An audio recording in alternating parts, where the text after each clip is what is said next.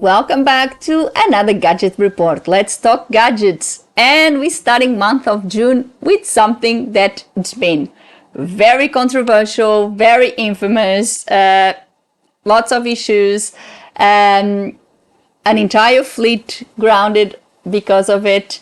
I'm talking about the MCAS, that system that was put on the Boeing 737 MAX that caused or was part of the cause of the two crashes that ended up grounding the entire fleet and having all those problems with Boeing. So come with me and let's talk about the MCAS. Let's talk about the MCAS. So if you are an aviation lover like myself, if you like your gadgets, you can't really pass this event because it was tragic. A lot of people died because of it.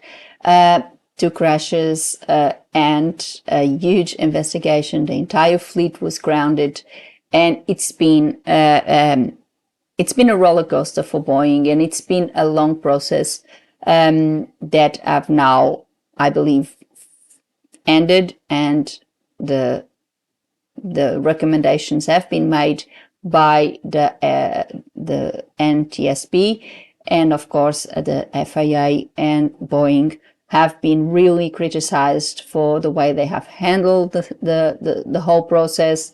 It's been one of those situations where you have a lot of controversy, a lot of talking, and unfortunately it was tragic. But as it always happened in this type of situation, after a very tragic event in aviation, that event most of the times it's like a catalyst to change and to new safety measures being put in place, and an improvement in the sector overall. This has been happening throughout the years.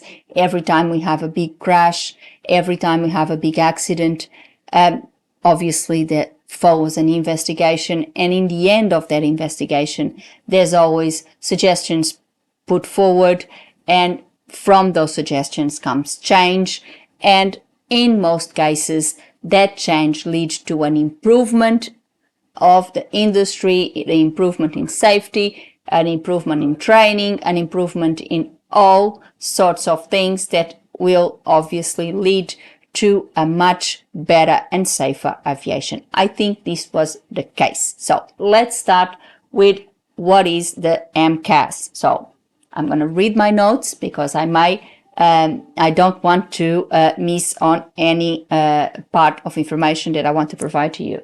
I'll leave the links for all the websites that I used, which was Boeing, the NTSB. I used all those sources of information, so I'll leave all the information below so you can also read and be more informed.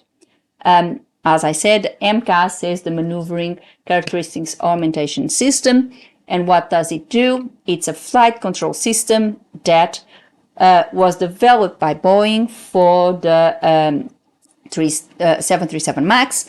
And what it does is, when it detects a high angle of attack, stabilizes the aircraft, so the aircraft obviously doesn't pitch too high. The angle of attack is the angle which relative wind meets the airfoil. Airfoil is like a mass of air. When the aircraft passes through that airfoil, so I'm going to read, the airfoil is a body shaped to produce a aerodynamic reaction or lift. So that's what causes that lift. Perpendicular to the direction of movement for a small resistance, which we call the drag. When the plane flies over that airfoil, the wing shape causes an increase of airspeed on the top of the wing, and that is the lift, and that generates that perpendicular force to the chord of that aerofoil, which is the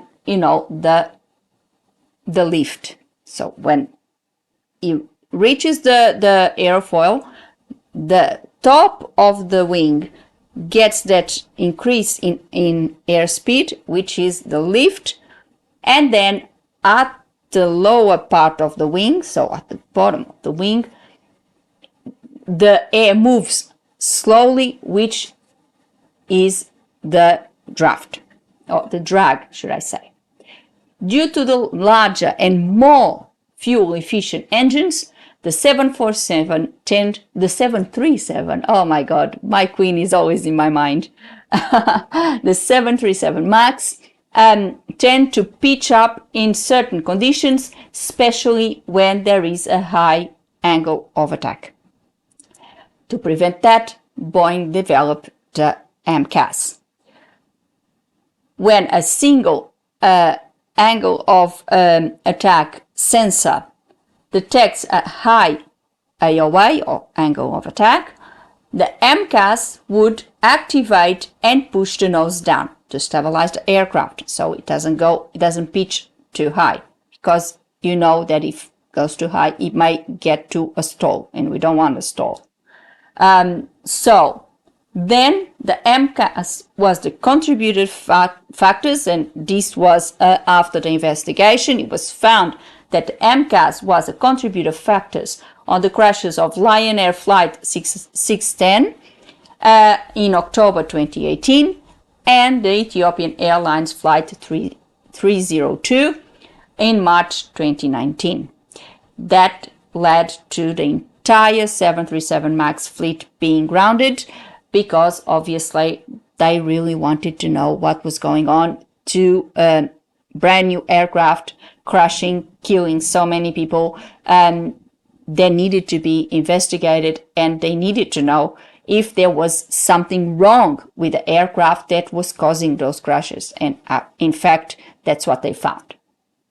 The investigation into these crashes found that the problem was indeed the MCAS, that was relying on a single sensor. So if one sensor was bad, it would activate the MCAS. So if the sensor malfunctioned, it would activate it erroneously, which apparently that's what happened.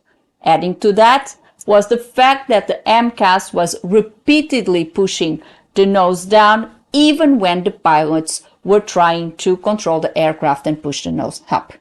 That was something that was found with the investigation of the two crashes, particularly in the Ethiopian Air, where there is evidence from the flight recorders that was exactly what the pilots were trying to do. They were trying to bring the nose up because they were seeing that the plane was going down. It was found that the pilots also didn't undergo effective training on how to deal with the MCAS and how to respond to all these sorts of things. So they were not trained effectively on how to operate the MCAS. Other reports also claim Boeing was advised to keep the MCAS out, and they apparently still went ahead with it. That's one of the criticisms that was put forward about Boeing and the FAA for issuing the airworthiness certificate for the 737 MAX. Both Boeing and FAA were criticized, of course, and this aircraft was grounded.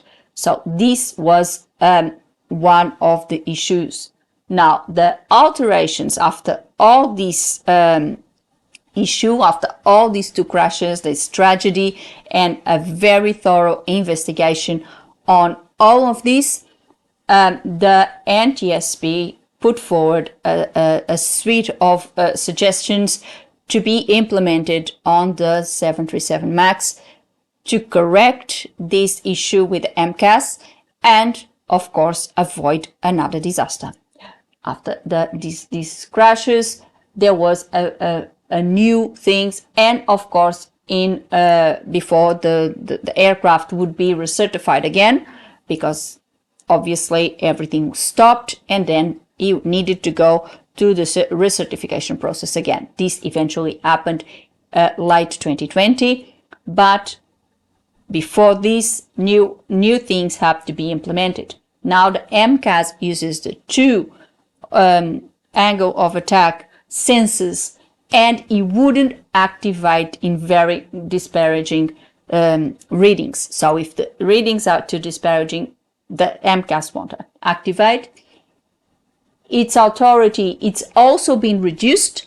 So now the MCAS can only activate once per high angle of attack event, and it had a limited nose down authority. So if the pilots get control of the aircraft, they override the MCAS. So they have the upper hand. This was another thing that was implemented because it was seen that in the two crashes, the pilots were trying to control the aircraft and the MCAS was constantly trying to stabilize the aircraft, which was proven it wasn't at all because it was a malfunction with those sensors. Pilot training was also recommended and improved, and today pilots receive adequate training on how to operate the MCAS effectively and how to deal with all possible scenarios, all possible situations. So, of course, if something like this occurs, they now know how to properly deal with the situation and get out of the situation without a new accident. This was a case of a good thing gone bad, of course. I believe when Boeing implemented this MCAS was always for security and to improve security. Of course, after this whole investigation and all these criticisms that have been put forward about Boeing, of course, money was also on their mind because it would be something that was perceived as more safe, as better, and of course they would get a lot of money out of those aircraft because of it. But I do believe that it was also because of improved security and for the good of aviation. Of course, due to that bad implementation, lack of training, and all that combination of factors, it will end up being, unfortunately, a tragic disaster. Two aircraft were down, hundreds of people died as a result, and something needed to be done, and it was. The fleet was grounded. A huge investigation was made. It was found what was wrong with the MCAS, and I believe today the MCAS is a much safer equipment, a much safer tool for pilots flying the 737 MAX. The problem is the 737 MAX flying, and did he overcome the bad press, the bad press? I think this is the only thing, the bad press and the disasters that he suffered, the grounding, the whole thing did indeed customers or airlines regain the trust in this aircraft. That will be for another video. I hope you like this. I hope you really understood what the MCAS is. And that's all for today. As I said, hope this video was, I hope you liked it. I hope it really showed what really this MCAS was. I hope I made justice to it. And I hope you understood what was the problem here and what caused those crashes and why the problem was the MCAS and what was happening with this MCAS. Let's see how it goes. Hopefully this situation is solved. I think it is.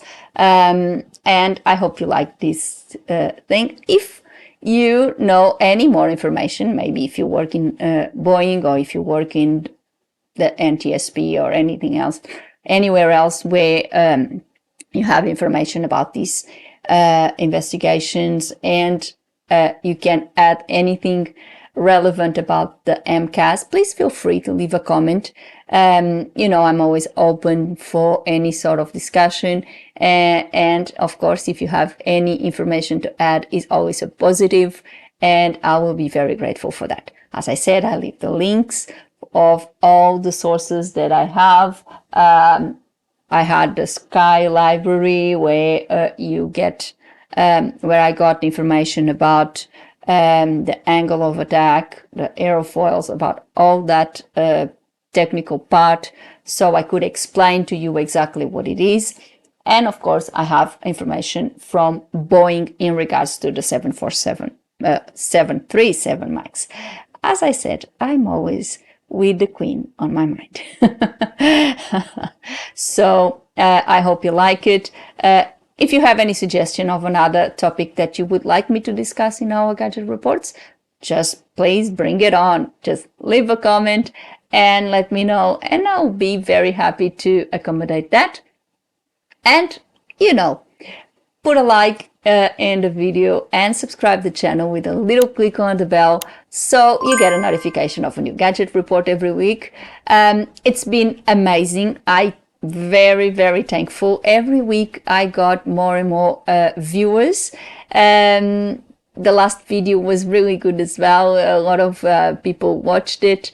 It's been increasing, and I'm very happy. Thank you so much for being there and watching my videos. I hope you keep coming back and you like my content.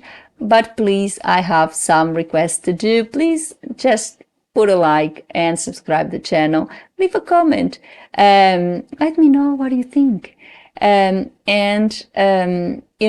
will help my channel, because the algorithm, the YouTube algorithm, will pick up that you are liking, you are commenting. I have more viewers, more comments and subscriptions, and it will spread out the message. It will show my content to more people, which will eventually bring more subscribers and more people to my channel. So please, this is a little request I have for you. Before I go, I would like to thank you all for watching. I will see you next week. Have a good one. Bye.